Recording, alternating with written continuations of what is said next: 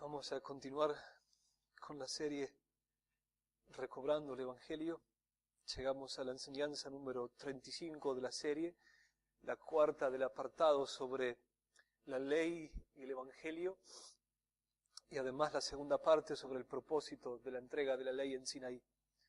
El nombre de la enseñanza de hoy es el propósito de la ley versus el legalismo. El propósito de la ley versus el legalismo. Vamos a pedir ayuda al Señor.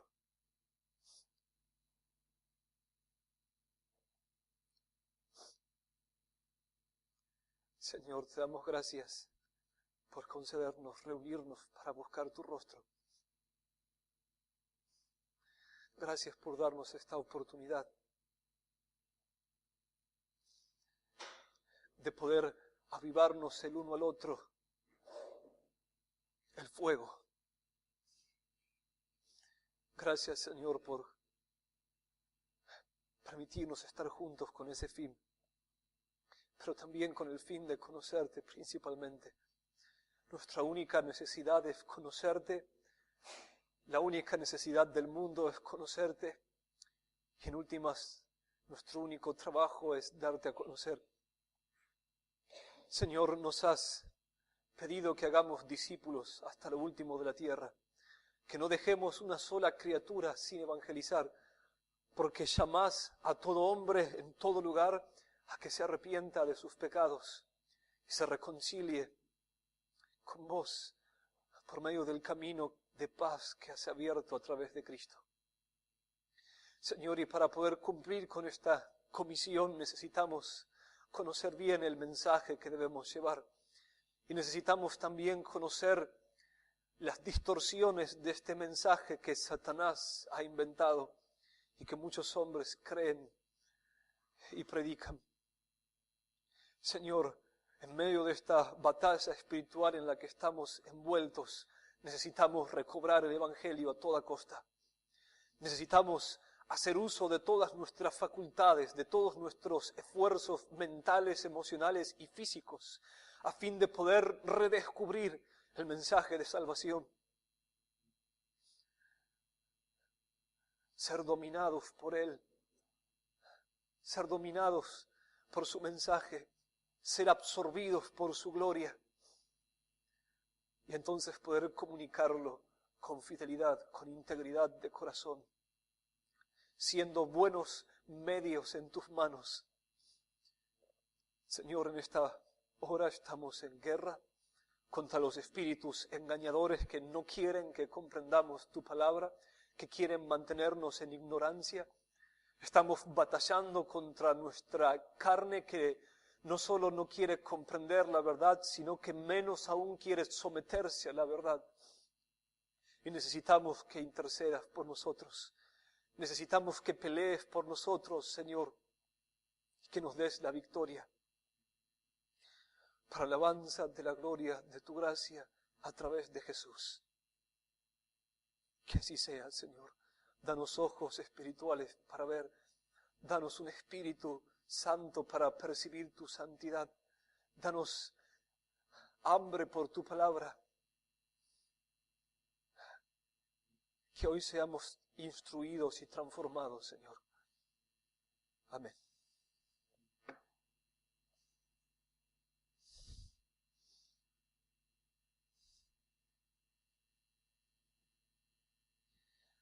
Vamos a comenzar con la enseñanza. Vamos a tener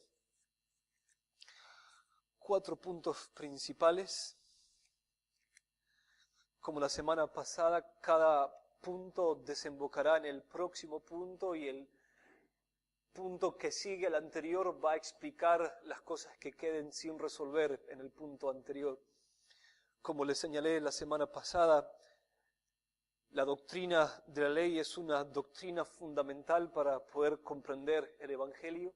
Si no entendemos cuál es la intención con la que el Señor dio la ley en el monte Sinaí, no podemos comprender el propósito de la encarnación, vida, muerte y resurrección de nuestro Señor Jesucristo.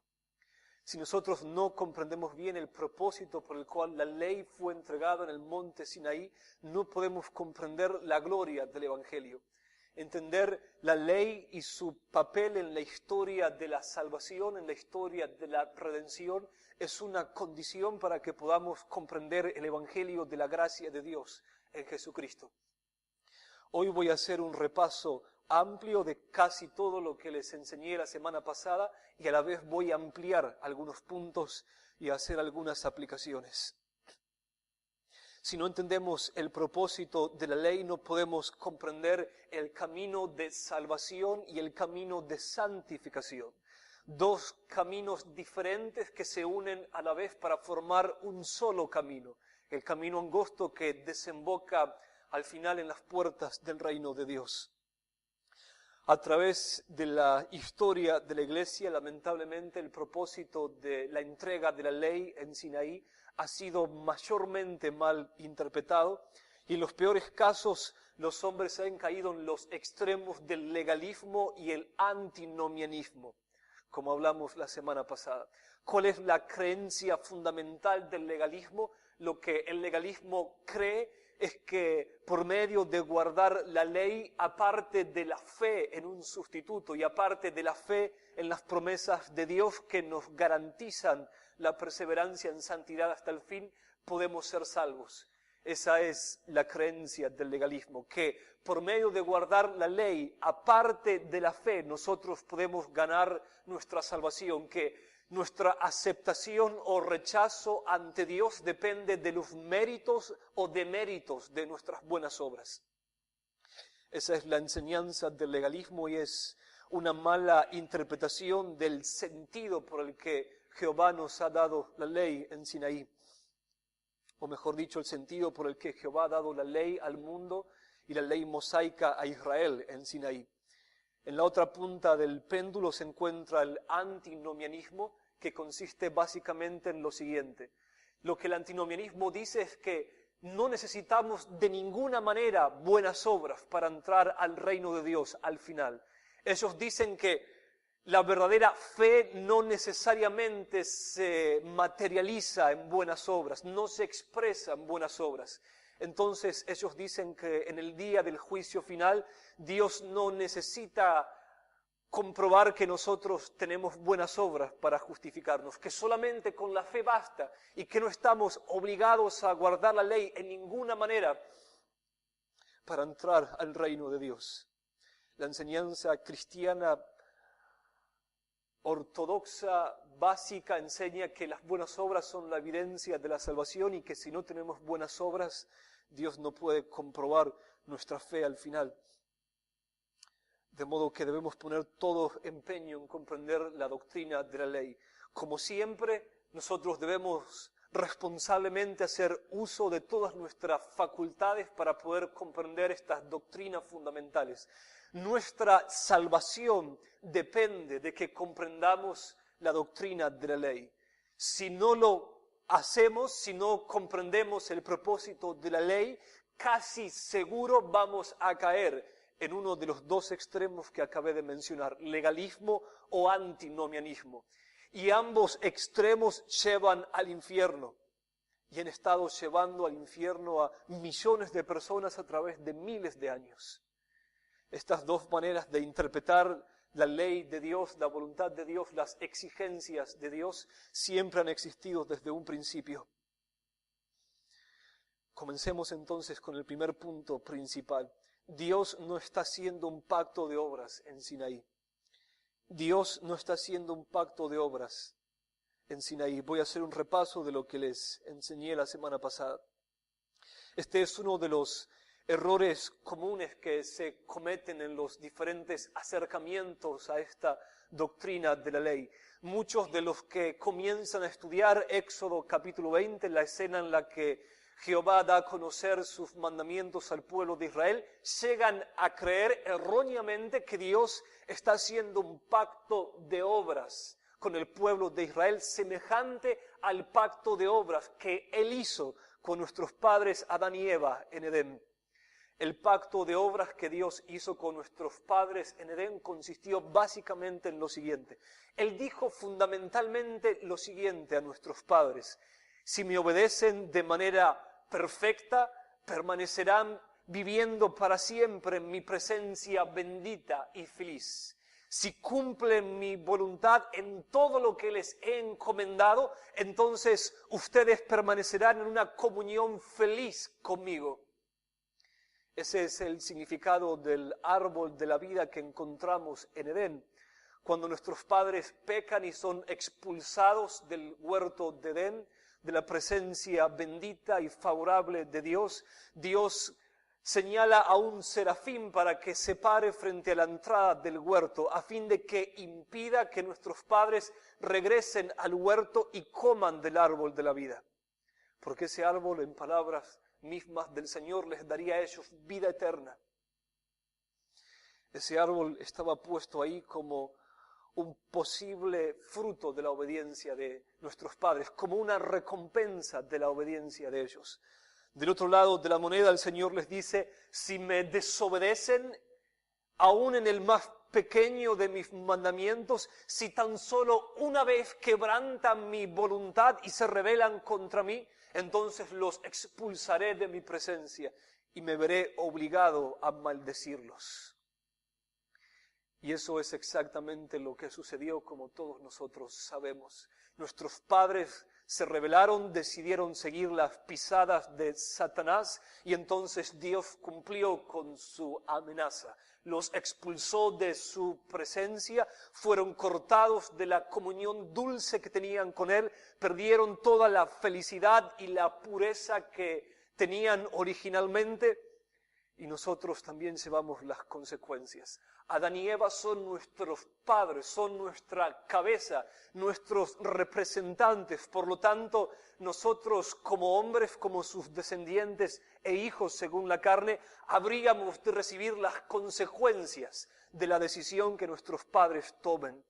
Si ellos decidían obedecer, entonces nosotros llevaríamos las buenas consecuencias de esa decisión y habríamos nacido en un estado de pureza y justicia absolutas.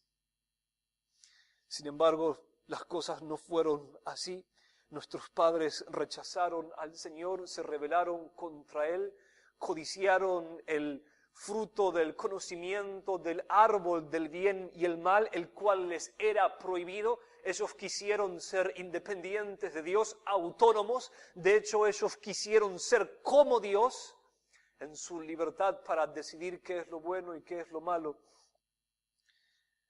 Y nosotros llevamos las consecuencias de esa mala decisión. En las palabras de Pablo en Tito, capítulo 3, versículo 3, el diagnóstico del hombre después de la caída es el siguiente. Estas son las consecuencias de la mala decisión que tomaron nuestros padres. Pablo describe a los hombres después de la caída de la siguiente manera: insensatos, rebeldes, extraviados, esclavos de concupiscencias y deleites diversos, viviendo malicia y envidia, aborrecibles y aborreciéndonos unos a otros. Este es el diagnóstico espiritual de cada hombre. A causa del pecado, la naturaleza de los hombres se corrompió, todas nuestras inclinaciones naturales, originales, se dieron vuelta, de tal manera de que, aunque antes nuestros padres por naturaleza amaban a Dios y eran justos, ahora por naturaleza todos somos, tal como Pablo lo describe, esclavos del pecado, aborrecibles y aborreciéndonos unos a otros. Llegamos a ser dominados por el orgullo, la incredulidad y la envidia. Llegamos a convertirnos en enemigos de Dios y de nosotros mismos, ya que un hombre pecador no es otra cosa que un suicida espiritual. En las palabras de Pablo en Romanos capítulo 1, versículo 32, quienes habiendo entendido el juicio de Dios, que los que practican tales cosas son dignos de muerte, no solo las hacen, sino que se complacen con los que las practican. Ese es el resultado de la caída. Como les mencioné también la semana pasada, el pacto de obras es obligatorio a causa de la naturaleza de Dios. Dios es perfectamente puro y perfectamente justo. lo que significa que Él no puede tolerar y soportar ni siquiera la más mínima desviación moral. Él no puede tolerar ni siquiera el más mínimo defecto moral. En otras palabras, o en las palabras de Habacuc, muy limpio eres de ojos para ver el mal, ni siquiera puedes ver el mal. Dios en su santidad perfecta y absoluta no puede ni siquiera tolerar el mal. No puede convivir con la inmoralidad en ninguno de sus grados. A la vez, Él es perfectamente justo, lo que implica que Él va a castigar toda injusticia, aún la más pequeña. Y considerando la santidad de Dios, tenemos que decir que no existen los pecados pequeños para Dios. Una sola desobediencia, un solo pecado, el de nuestros padres, el pecado de no obedecer la orden de no comer del árbol, del fruto del conocimiento del bien y el mal, fue suficiente para Él como para que los expulsara de su presencia. De una vez y para siempre los maldijera y maldijera toda su descendencia. Dios no es exagerado, Dios es perfectamente justo. Nuestro problema es que no tenemos su santidad, entonces no podemos juzgar el pecado como Él lo juzga. No podemos verlo tan grave como Él lo ve. Pero para Él un solo acto de desobediencia es digno de la condenación eterna. Como he dicho muchas veces, un solo pecado abrió un infierno de fuego eterno para siempre. Y esta situación es humanamente irreversible. De modo que este pacto de obras es obligatorio para la naturaleza perfectamente santa y justa de Dios. Este pacto de obras abarca a todas las criaturas, tanto hombres como ángeles, criaturas conscientes con responsabilidad moral. El pacto de obras nunca va a dejar de ser porque Dios nunca va a cambiar, Dios nunca va a dejar de ser perfectamente puro y perfectamente santo. Él es inmutable, por lo tanto el pacto de obras nunca va a dejar de ser. Siempre estaremos bajo los términos de este pacto y el pueblo de Israel asumía este pacto. Todos desde nuestro nacimiento estamos bajo los términos de este pacto porque estamos bajo la responsabilidad de obedecer a nuestro Creador. Entonces siempre debemos asumir este pacto y así fue en el pueblo de Israel. Antes de continuar, quiero otra vez recordarles para nuestro gozo y deleite que Cristo nos salva cumpliendo el pacto de obras en nuestro lugar. Cristo le dio al Padre esa obediencia perfecta de corazón que ningún hombre pudo darle. Cristo guardó cada mandamiento que Dios su Padre le dio y Él lo hizo en nuestro lugar, de tal manera que nosotros no estamos ahora obligados para guardar el pacto de obras a fin de ser salvos. Si un hombre desde su niñez hasta su muerte fuese capaz de guardar cada mandamiento que el Señor le ha dado o ha dado, sería justificado en su tribunal porque ese hombre verdaderamente sería inocente. Pero nadie logró tal hazaña excepto Jesús. Y Él lo hizo por nosotros. Y Él nos regala su inocencia. Sus buenas obras fueron ofrendadas gratuitamente por Cristo a nosotros. De tal manera que su capital es el nuestro y no estamos obligados de guardar este pacto. Por otro lado, Él murió bajo la maldición que nosotros nos ganamos al quebrantar el pacto de obras. La multa de quebrantar el pacto de obras es la siguiente: el alma que pecare, esa morirá. Eso es lo que dijo Jehová a Adán. El día que pecaren, ciertamente morirán. Y muerte no significa aniquilación, sino separación de Dios y separación eterna de Dios. Ese es el sentido de las palabras del Señor. Por lo tanto, Cristo nos redime de esta maldición muriendo bajo la ira de Dios conforme a nuestros pecados. De tal manera que no tenemos pecados por los que pagar, no somos culpables de haber quebrantado este pacto de obras. Él pagó todas nuestras multas, ya no hay nada que el tribunal de Dios nos reclame.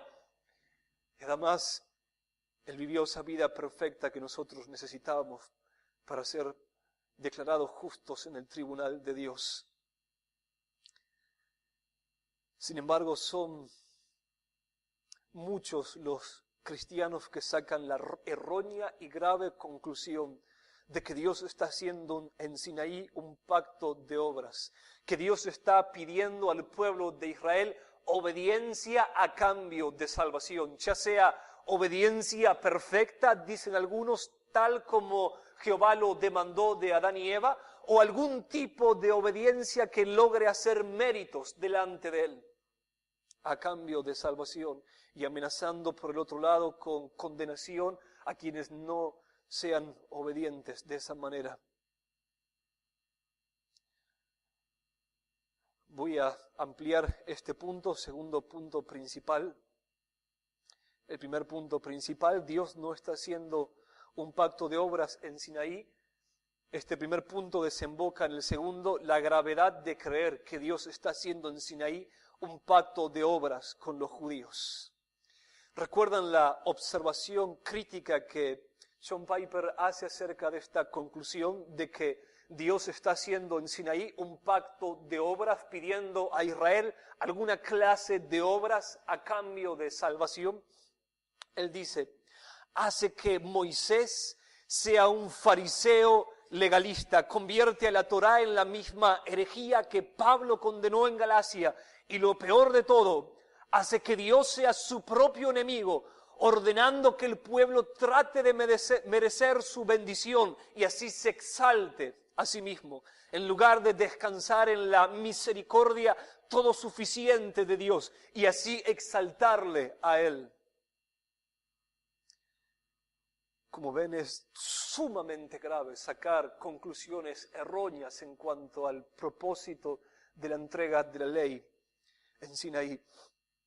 Si nosotros pensamos que Dios está haciendo un pacto de obras en el Sinaí, escuchen muy bien todo lo que les voy a decir. Tenemos que concluir que el Antiguo Testamento enseña un camino de salvación y santificación diferente al del Nuevo Testamento. Y que Dios ha sido el dador de ambas enseñanzas. Tendríamos que concluir que en el Antiguo Testamento Dios enseñó salvación por obras y en el Nuevo Testamento salvación por gracia. Si sacamos tal conclusión, la lógica nos obliga a pensar que el Señor de la gracia y del Evangelio de la cruz es el inventor y fundador del legalismo, lo cual sería una tragedia si pensamos así. Si pensamos de esa manera, somos forzados a decir que el Pentateuco, es decir, los primeros 5 libros de la Biblia redactados por Moisés, enseña otro evangelio, un evangelio falso, el evangelio de los judaizantes que Pablo condena como anatema en Gálatas 1, versículo 8. Pero de ninguna manera las cosas son así. Es triste reconocer que muchos enseñan que Moisés no fue otra cosa que una especie de fariseo legalista que enseñó un camino de salvación y santificación diferente al de los apóstoles, y que él lo hizo porque Dios lo instruyó de esa manera. Siguiendo esta lógica, muchos enseñan que Pablo en cartas como Gálatas y Romanos no está peleando simplemente contra los judaizantes, sino contra Moisés mismo.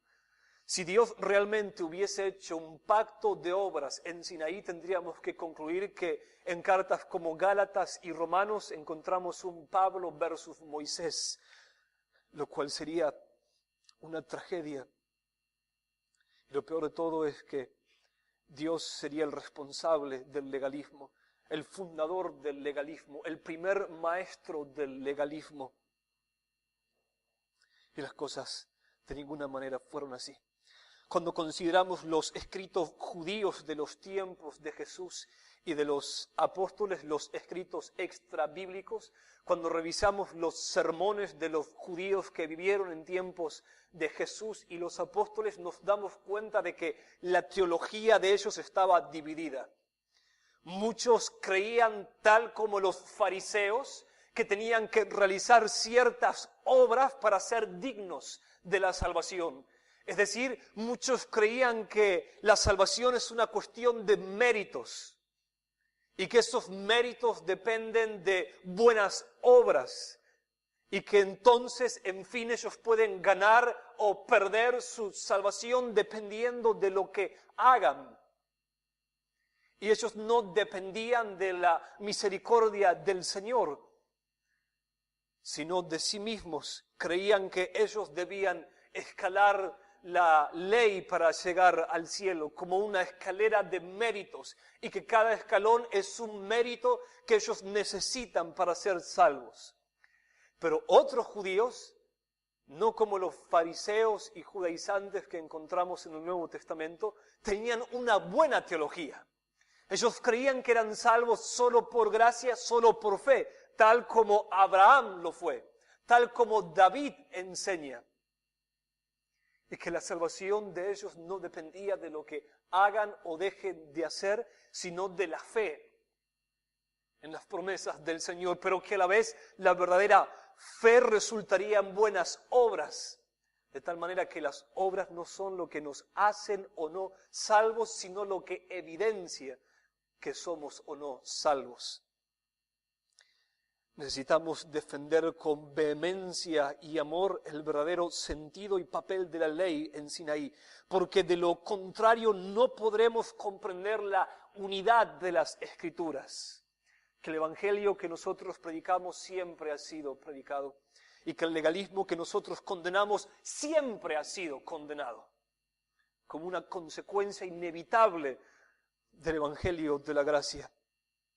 Pero si nosotros creemos que Dios enseñó a Moisés y Moisés al pueblo de Israel un evangelio legalista y un camino de santificación legalista fundamentado o basado en las fuerzas del hombre, ¿saben lo que va a pasar? No solo no vamos a entender la unidad de la Biblia y no vamos a ver la eternidad del evangelio de Génesis hasta Apocalipsis, sino que vamos a hacer a un lado el Antiguo Testamento pensando que ahí no vamos a encontrar más que el legalismo, o que mayormente vamos a encontrar ahí legalismo. Vamos a pensar que no tenemos nada que aprender en cuanto a la salvación y santificación en el Antiguo Testamento, y lo vamos a despreciar, y de esa manera el diablo logrará su gran robo: quitarnos la mayor parte de las Escrituras.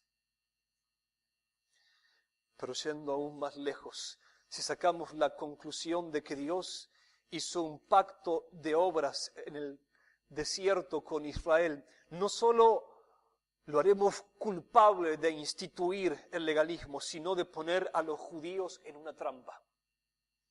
Y quiero que escuchen muy bien todo lo que les voy a decir, porque estamos combatiendo una enseñanza típica en nuestros días. Y no solo en nuestros días.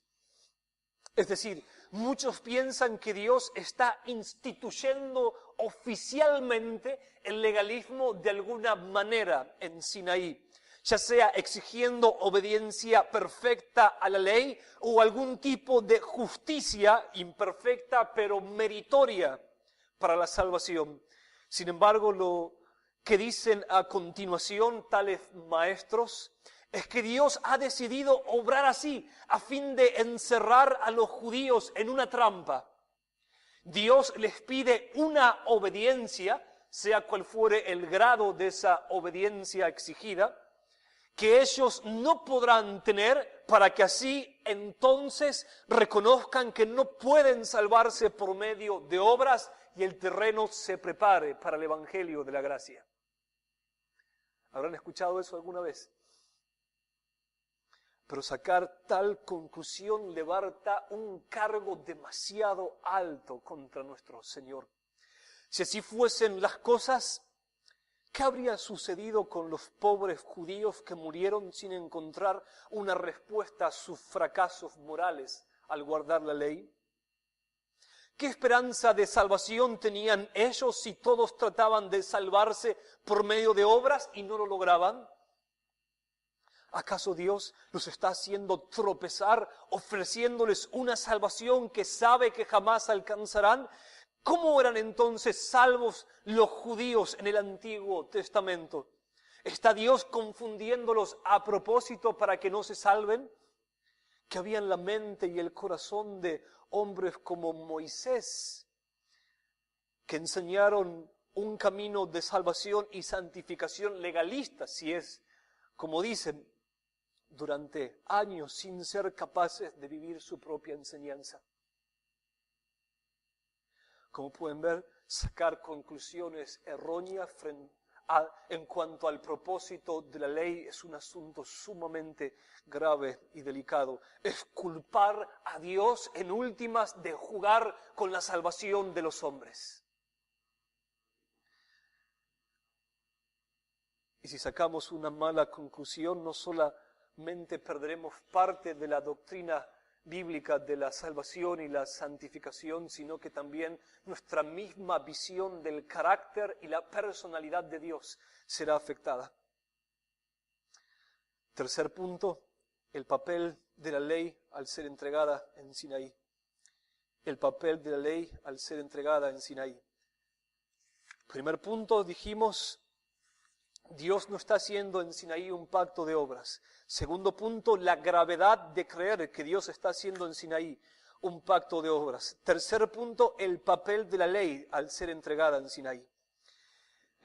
Si la ley entonces no fue dada como un camino de salvación, si la ley no es la institución del legalismo, entonces, ¿qué papel juega en la historia? ¿Para qué sirve la ley? Voy a darles un breve y rápido bosquejo acerca de los propósitos de la ley. En primer lugar, dentro de este tercer punto principal, en primer lugar, Dios está haciendo un pacto con el pueblo de Israel como nación.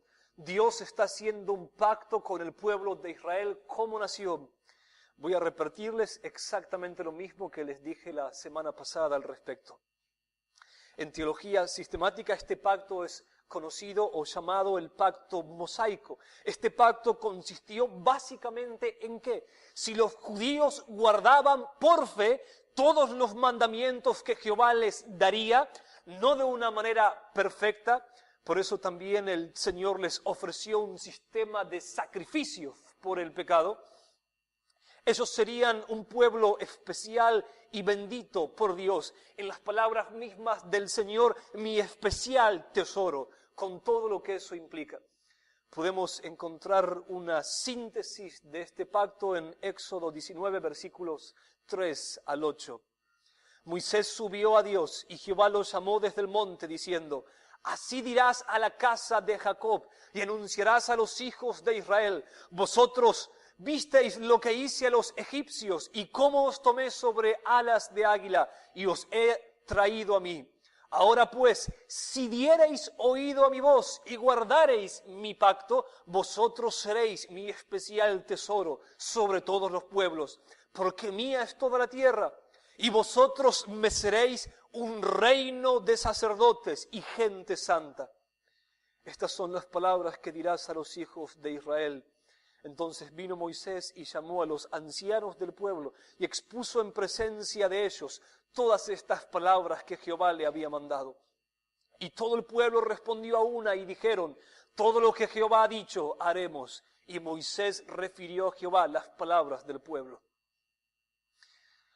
En Éxodo 19, 3 al 8 tenemos entonces una breve descripción del pacto que Dios hizo con Israel. Dios escogió a Israel de entre todos los pueblos de la tierra a fin de revelarse a ellos de una manera especial y de entrar con ellos en un pacto.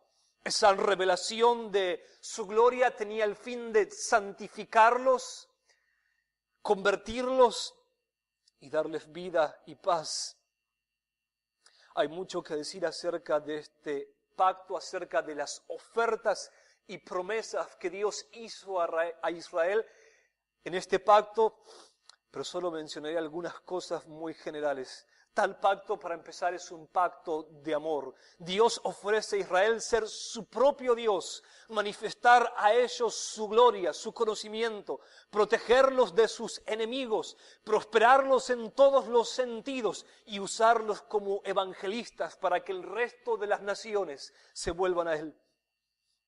Pero Jehová condiciona todas estas cosas a la obediencia de ellos a los mandamientos. Jehová quiere ser un marido para Israel, pero espera que Israel sea fiel al pacto. Y el pacto no se disolverá cuando Israel cometa su primer adulterio y se arrepienta, sino cuando Israel abandone a su marido y se vaya con otros dioses, definitivamente. De hecho, este pacto terminó de romperse cuando Israel asesina a su propio marido en la cruz del Calvario, a Dios el Hijo encarnado. Y la ley tiene una parte muy importante en el pacto. Enseña al pueblo a relacionarse con Dios, unos con otros, y a vivir en todas las áreas de su vida. Por eso la ley es una manifestación de amor. Dios está enseñando a los hombres a vivir. Les muestra por medio de la ley la senda de la felicidad y de su favor, como podemos ver, por ejemplo, en el Salmo 1. La ley en este sentido es también una barrera contra el pecado, una lumbrera que hace claro el camino por el que deben andar y que les muestra cuáles son los caminos que deben evitar. Esos caminos que los apartarán de Él y que los harán miserables. En segundo lugar, otra razón por la que el Señor instituyó la ley fue para atraer al pueblo a sí mismo, dando al pueblo conciencia de pecado. Y escuchen bien todo lo que voy a decir ahora, porque es justo en esta línea donde muchos se caen. Si bien la ley no fue instituida como una trampa legalista por Dios, la ley fue dada, entre otras razones, a fin de que el pueblo llegue a ser consciente de pecado, y siendo consciente de pecado, llegue a ser consciente de su necesidad de misericordia, y así dependa de su Dios para su salvación. Ahora, lo que estoy diciendo es sumamente, fundamentalmente diferente a lo que muchos enseñan en el día de hoy. Lo que la opinión común dice es que la ley fue dada como un camino de salvación legalista aparte de la fe, aparte de la gracia, como un camino que al final derrotaría a los israelitas exponiendo su incapacidad de cumplir con las demandas de tal camino. Eso es lo que la enseñanza común dice. En ese sentido, Dios instituye un evangelio de salvación por obras, un evangelio que Él mismo, a través del Espíritu Santo, a través de Pablo, condenaría más tarde como maldito y anatema. Pero no es eso lo que Dios hizo. El legalismo es uno de los frutos de la mente y el corazón carnales. Lo que yo estoy diciendo es muy diferente a eso. Estoy diciendo que la ley, lo último que debería causar es legalismo.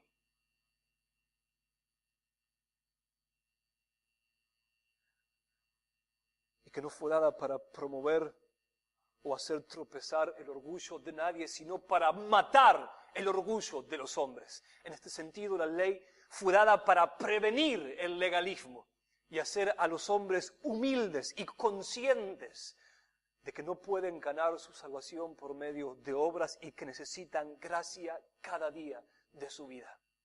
Dios, al dar a conocer por medio de la ley su voluntad, hace a los hombres conscientes de pecado, porque el pecado no es otra cosa que quebrantar la voluntad de Dios, rebelarnos contra su voluntad. Y entonces el pueblo debía acudir a las promesas de gracia y misericordia y perdón del Señor y confiar en esas promesas para su salvación. Y así la gracia de Dios sería exaltada en el pueblo, tal como en el Nuevo Testamento. No hay diferencia alguna. La ley debía provocar conciencia de pecado y humilde dependencia de la gracia, ya que los judíos, incluso por ley, estaban obligados a ofrecer sacrificios por el pecado año tras año, mes tras mes, semana tras semana, día tras día. En Deuteronomio capítulo 32, versículos 4 y 5, Moisés enseñó a los israelitas el siguiente cántico para que nunca saquen malas conclusiones. Él es la roca, cuya obra es perfecta, porque todos sus caminos son rectitud. Dios es verdad y sin ninguna iniquidad en él. Él es justo y recto. La corrupción no es suya. De sus hijos es la mancha, generación torcida y perversa.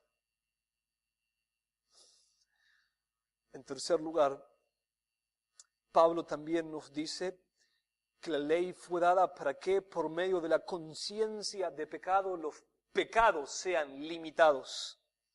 Y tal es una obra de la gracia. Dios nos está dando la ley para que los judíos cometan millones de pecados legalistas, tratando de ganar su salvación y jactándose a sí mismos.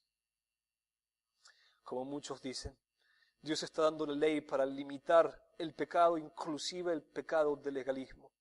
En Gálatas 3:19 Pablo dice, ¿para qué sirve la ley? ¿Para qué sirve la ley? Fue añadida a causa de las transgresiones, dice Pablo. Es decir, para exponerlas, para tratarlas, para cortarlas. Y el legalismo es una transgresión más entre tantas, de hecho una transgresión sumamente común. En cuarto lugar, a Timoteo Pablo le dice que la ley no fue dada para los obedientes, sino que fue dada por causa de los desobedientes, a fin de limitarlos en su maldad, sujetarlos y en el peor de los casos excluirlos, cortarlos de la congregación de Israel. La ley fue dada para condenar al pecado y a los pecadores y para mostrarles un camino de gracia o para cortarlos del pueblo de Israel. Pablo dice lo siguiente en 1 de Timoteo capítulo 1 versículos 9 y 10.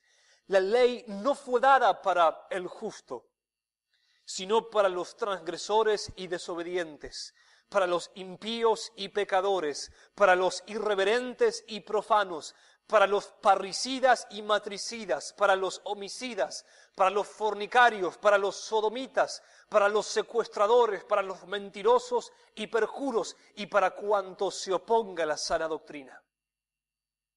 Y la sana doctrina enseña que somos salvos por gracia. Y la ley tenía el fin de condenar el legalismo, que enseña que la salvación no es por gracia, sino por obras. Pablo nos dice respecto a su relación con la ley en Romanos 7:7. Yo no conocí el pecado sino por la ley, porque tampoco conociera la codicia si la ley no dijera, no codiciarás. Vuelvo a redundar diciendo lo que dije hace segundos. La ley tenía el fin de dar a los hombres conciencia de la voluntad de Dios, por ende conciencia de pecado y por ende conciencia de su necesidad de gracia. La ley tenía el propósito de sujetar a los hombres a la gracia. La ley dejaba a los hombres sin esperanza de salvación por obras y los empujaba a correr a las promesas de misericordia. Ese era el fin de la ley. Eso fue lo que la ley causó en nosotros. Y ese es el sentido de la ley. Somos pecadores, Dios nos lo aclara, especifica nuestros pecados, nos convence de pecado y luego nos ofrece promesas de perdón, misericordia, si confiamos en Él. Y nos pide a cambio fe. Esa es la condición de la salvación en el Antiguo y en el Nuevo Testamento. Fe. En Génesis 15, Abraham creyó y su fe le fue contada por justicia.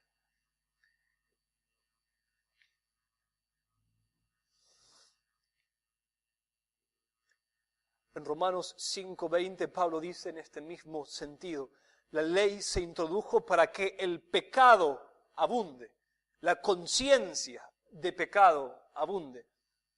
Mas cuando el pecado abundó, sobreabundó la gracia. Mas cuando el pecado sobreabundó, sobreabundó la gracia. La ley se introdujo para que abunde el pecado. No significa Dios está dando la ley para que los hombres pequen más de lo que pecaban antes. Significa para que sean conscientes de pecado. Y entonces acepten la gracia, para que la gracia sobreabunde. Dios dio la ley y junto con la ley Él ofreció gracia. La ley debía llevar a los hombres a esta conclusión. No puedo ser salvo guardando la ley. Dios es demasiado santo. Soy incapaz de cumplir con este pacto de obras. No el que Dios supuestamente instituye en Israel, sino el que está implícito por la naturaleza de Dios. No soy capaz. Pero acá están las promesas de misericordia.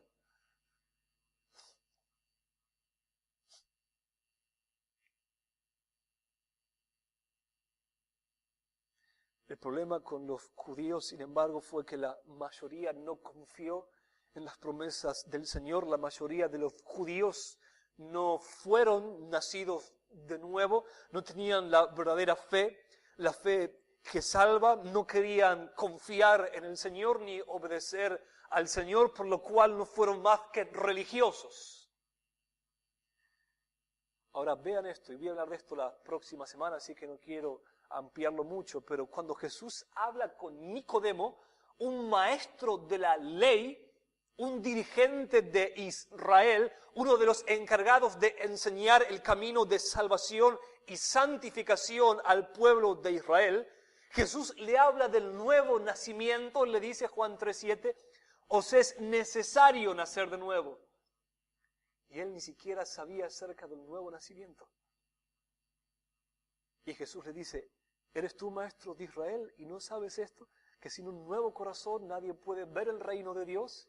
Y que necesitan gracia impartida en el nuevo nacimiento para poder ser obedientes. Ellos ni lo sabían. ¿Por qué? Por causa del legalismo. Sectas como los fariseos cayeron en esos errores. No todos. Siempre hubo un remanente pequeño, pero salvo por gracia en Israel. Pero la mayoría convirtieron la ley en una escalera al cielo, en una oportunidad para presumir sobre otros y hacer crecer su orgullo. Tomaron la ley como una forma de realizarse ante los demás, de hacerse un nombre, de sentirse bien consigo mismos. Y por eso la malinterpretaron, no creyeron en el Señor. De hecho, crucificaron a su Señor. Pero ese no era el propósito de la ley. Esos ya eran así. Voy a ampliar este punto en la próxima enseñanza. Vamos a hablar de la verdadera fe, la relación con sus obras, el nuevo nacimiento, Israel. Cuarto punto principal. Cuarto y último punto. El error del legalismo y el evangelio de la gracia. El error del legalismo y el evangelio de la gracia. Cuando Pablo aborda a los Gálatas, combate de principio a fin durante toda la carta esta distorsión legalista del propósito de la ley que los judaizantes estaban enseñando a la iglesia en Galacia. Básicamente ellos enseñaban, estos judaizantes, que para recibir al Mesías judío los hombres debían primeramente convertirse en prosélitos judíos por medio de la circuncisión y que entonces podrían recibir al Mesías judíos. Por eso les decimos judaizantes. Ellos eran celosos de esta fe que tenían y sumaban el requisito de la circuncisión a la salvación. Ellos decían Cristo no es suficiente, deben circuncidarse y formar parte del pueblo de Israel si quieren recibir la salvación de nuestro Mesías. Lucas nos relata cómo estos hombres perturbaban a los primeros cristianos predicándoles este evangelio legalista de salvación por obras. En Hechos 15:1 Lucas dice: entonces algunos que venían de Judea enseñaban a los hermanos: si no os circuncidáis conforme al rito de Moisés, no podéis ser salvos. Esto es lo que estos judíos les enseñaban. Básicamente la doctrina de los judaizantes, matemáticamente hablando, es así: Cristo más circuncisión igual salvación. Cristo solo igual no es suficiente para la salvación. No tengo tiempo de hacerlo ahora, pero cómo me gustaría hablar de muchas sectas cristianas que suman requisitos a la salvación, tales como el bautismo. ¿Escucharon eso alguna vez? No pueden ser salvos si no se bautizan. Es el mismo error de los judaizantes. No pueden ser salvos si no se circuncidan. Pero creo en Cristo. No importa, si no te bautizas no sos salvo. ¿Qué es eso? Obras, méritos. Cristo no es suficiente. Aparte debes hacer ciertas cosas. Cristo más X igual salvación, dicen ellos.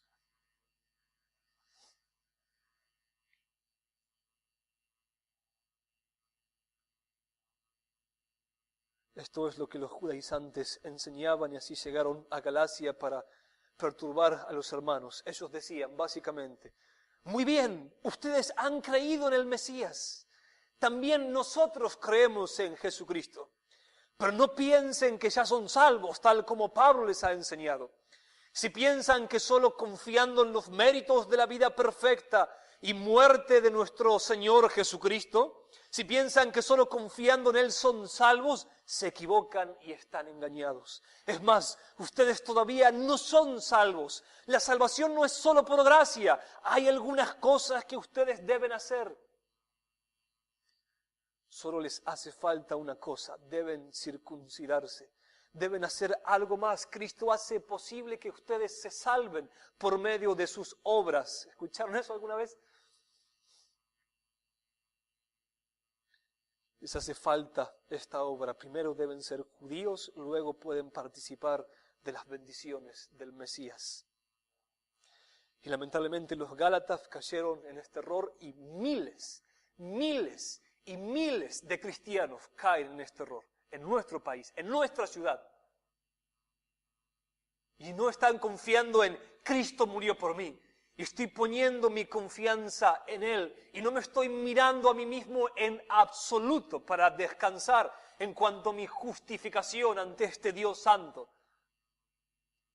Lo que ellos dicen es: cumplí los requisitos, me bauticé, me circuncidé, hice esta obra, hice esta otra obra, o no he hecho estas cosas, no he hecho estas otras obras que podrían quitarme la salvación.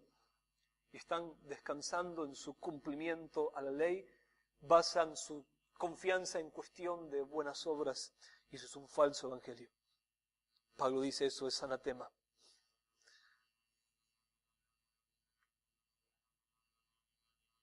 Pablo les escribe a los Gálatas y les dice, Gálatas 2, 21, 5, 3 y 4. 2, 21, 5, 3 y 4. Si por la ley fuese la justicia, entonces por demás murió Cristo.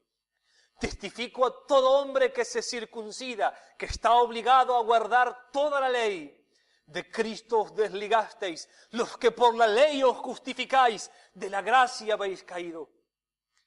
En otras palabras, Pablo está diciendo, voy a darles una traducción interpretativa de estos versículos. Si la ley tuviese el propósito de justificarlos por medio de obras, tales como la circuncisión, entonces la muerte de Cristo no tiene sentido. Por eso, si ustedes piensan que circuncidándose son salvos, no están ya confiando en la suficiencia de los méritos de la obra de Cristo para justificarlos, sino en su obra de circuncisión. Y no se dan cuenta de que si se someten al pacto ya roto entre Dios e Israel en el Sinaí, deberían guardar la totalidad de la ley y no solo circuncidarse. incluyendo los mandamientos de sacrificios por el pecado, lo cual haría vana la muerte de Cristo. Al circuncidarse, están rechazando la gracia que fluye desde la cruz de Cristo para buscar justificarse guardando la ley. Pablo dice, Cristo más circuncisión igual falso evangelio. Cristo solo igual salvación, el verdadero evangelio. Y Pablo dice, nunca la ley tuvo ese propósito. Ahora déjenme terminar la enseñanza con algunas breves aplicaciones. Si ustedes están trabajando para ser salvos, si alguno de ustedes está obrando, trabajando para ser salvo, está caminando por un camino de salvación por obras, está viviendo en la práctica un falso evangelio, aunque en la confesión de fe esté bien.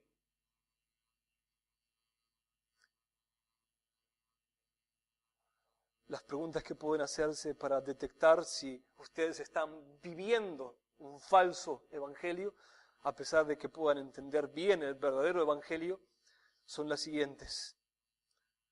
¿Cuándo te sentís justificado y cuándo condenado? Y la palabra clave es sentís. ¿Cuándo te sentís justificado y cuándo condenado? Cuando terminaste bien el día, te sentís justificado. Y si terminaste mal el día, ¿no te sentís justificado? Si es así, estás viviendo en la práctica un evangelio de salvación por obras. Tus sentimientos delatan dónde está tu confianza.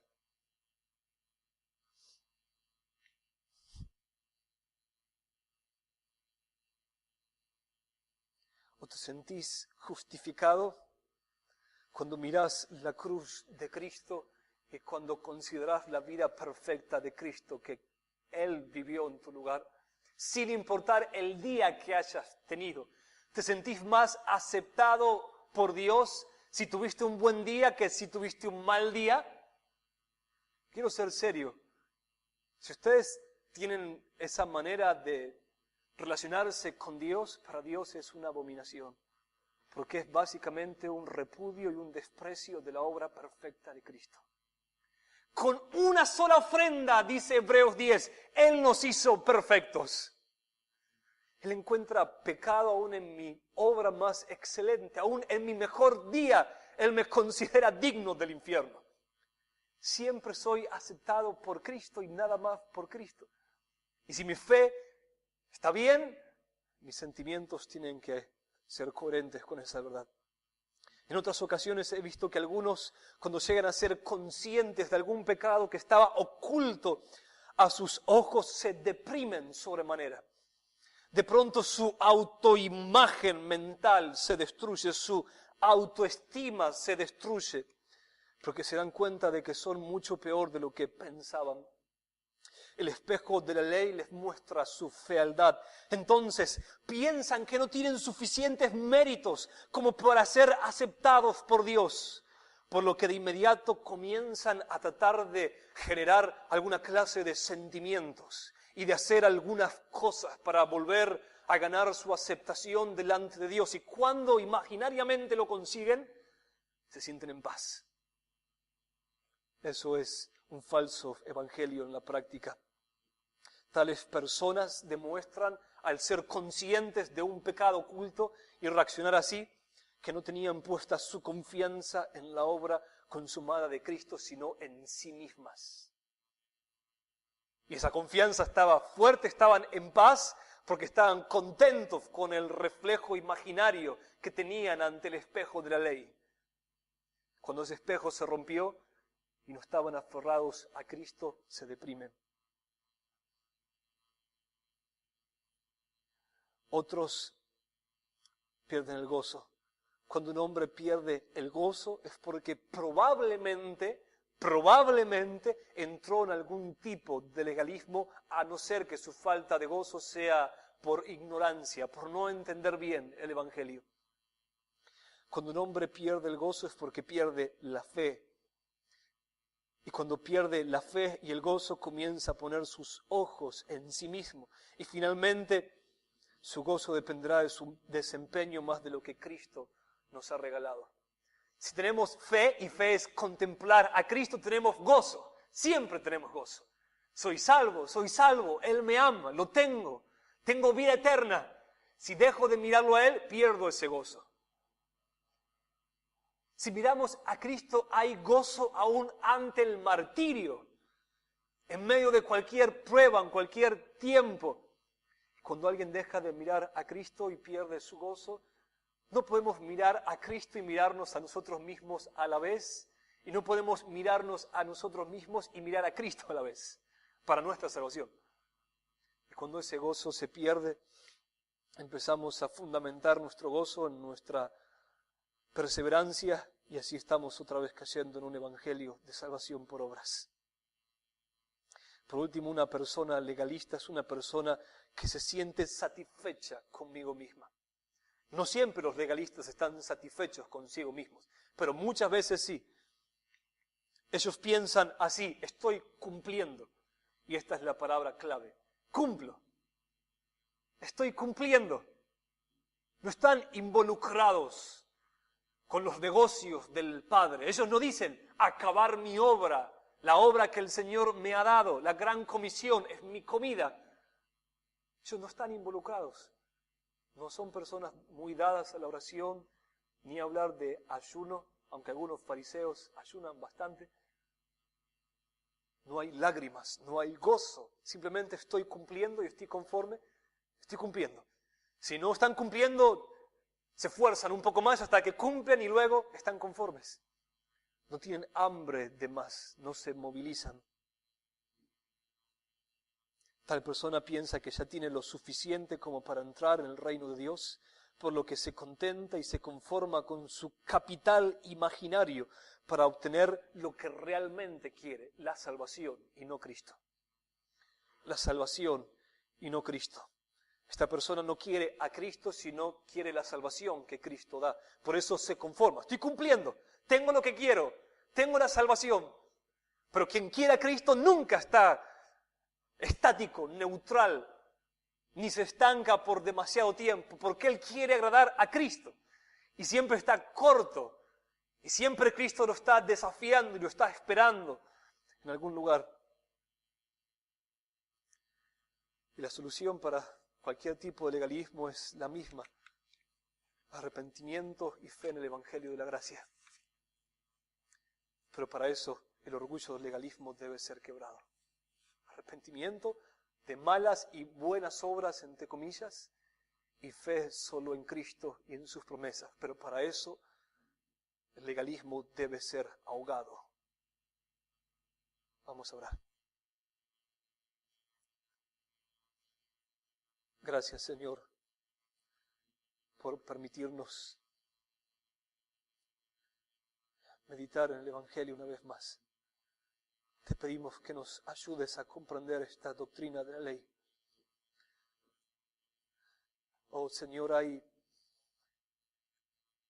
ramas de esta doctrina tan sutiles. Ayúdanos a no equivocarnos, a no desviarnos por un camino erróneo. Destapá, Señor, también los corazones de quienes estamos en este lugar. Exponé, Señor, dónde está nuestra confianza, qué es lo que habla nuestro gozo, qué es lo que dice acerca de nosotros. Oh Señor, mostranos si tenemos el verdadero amor, el amor primero, la pasión, o si nos estamos conformando con cumplir solamente. Que así sea, Señor. Salva a quienes no